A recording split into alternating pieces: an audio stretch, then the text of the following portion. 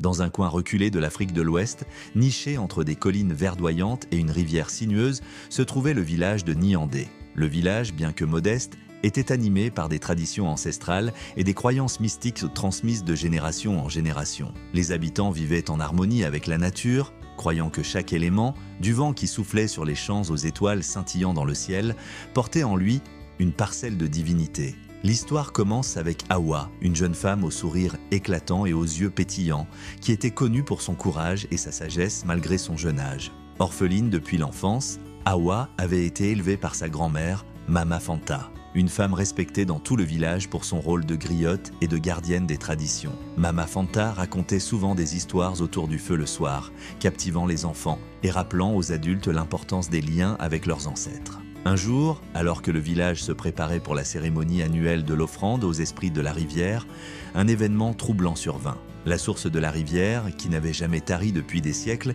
s'était soudainement asséchée. Ce phénomène inexplicable plongea les villageois dans l'inquiétude, car ils croyèrent fermement que la rivière était habitée par un esprit protecteur nommé Nkumi. Sans l'eau, les cultures risquèrent de périr et la vie du village serait menacée. Une rumeur commença à se répandre. Quelqu'un aurait offensé l'esprit de la rivière. Les anciens organisèrent une assemblée pour chercher des réponses. Pendant ce temps, Hawa, mue par un sentiment profond d'injustice et une intuition qu'elle ne pouvait ignorer, décida de mener sa propre enquête. Elle était convaincue qu'un mystère bien plus profond se cachait derrière cet événement. Hawa se rendit chez Mama Fanta pour demander conseil.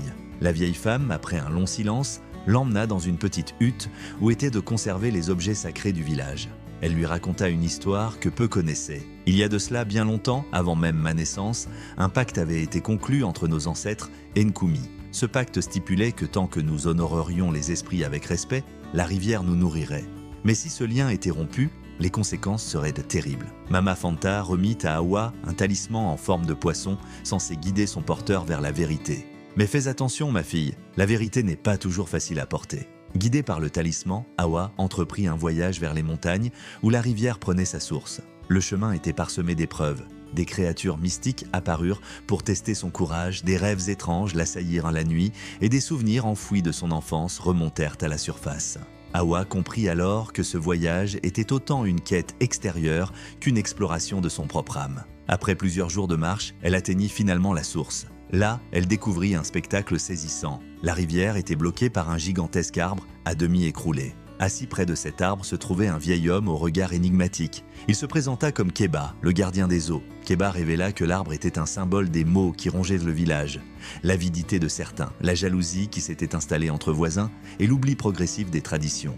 La rivière reflète l'âme du village, Hawa. Si le lien spirituel se brise, elle se tarit. Comprenant la gravité de la situation, Hawa supplia Keba de lui donner une chance de réparer le lien. Le gardien accepta, mais à une condition, elle devait réunir les villageois et les convaincre de travailler ensemble pour débloquer la source.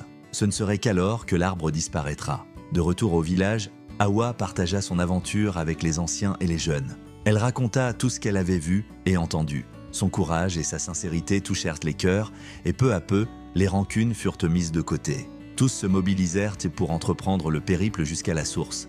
Ce fut un travail ardu, mais ensemble, ils parvinrent à dégager l'arbre. Lorsque l'eau recommença à couler, un chant mélodieux résonna dans l'air, comme une bénédiction de Nkumi.